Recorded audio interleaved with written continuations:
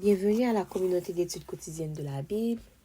Nous continuons avec la leçon des jeunes en cette semaine qui a pour titre l'endurance dans la souffrance. C'est la leçon 7. Aujourd'hui, on nous dit les règles de l'engagement. La tragédie et la souffrance, comme vous le connaissez aujourd'hui, toutes les difficultés, les soucis, sont des réalités universelles pour tous les êtres humains. Bien que tout le monde n'éprouve pas la même intensité de souffrance et de chagrin, personne n'est à l'abri de la souffrance. La plupart des défis les plus douloureux de la vie sont liés aux effets débilitants du péché sur les êtres humains. L'espérance de vie réduite, la décrépitude, la maladie et la dégénérescence générale de l'esprit et du corps. Le livre de Job nous révèle une dimension plus large des causes de la douleur et de la souffrance. Il dépeint une grande guerre cosmique entre le bien et le mal qui se joue dans nos vies personnelles. Dieu n'avait pas besoin de se prouver. L'être omniscient connaissait tout. Il connaît toutes choses.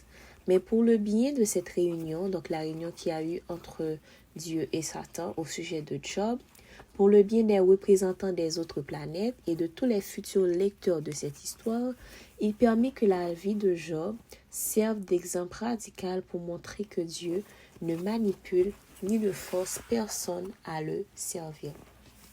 Les 2 premiers chapitres de Job montrent une négociation entre Satan et Dieu, ce qui suggère que les 2 camps peuvent et ne pas faire peut varier en fonction des circonstances. Les règles peuvent changer en fonction du moins en partie de la loyauté de la personne, donc de notre loyauté à nous. Si les individus sont croyants, Dieu a certains droits et certaines prérogatives sur eux.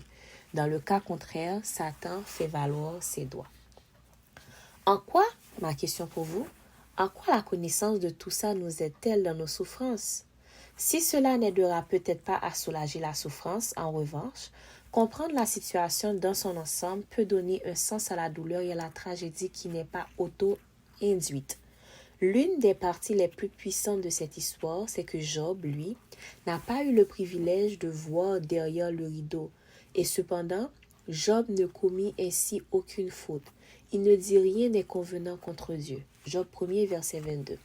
Même lorsque nous n'avons qu'une vision limitée de ce qui se passe, nous pouvons choisir de confier à Dieu les choses que nous ne comprenons pas. Et c'est ce que nous invitons à vous faire et c'est ce que nous allons voir pendant tout au long de cette semaine.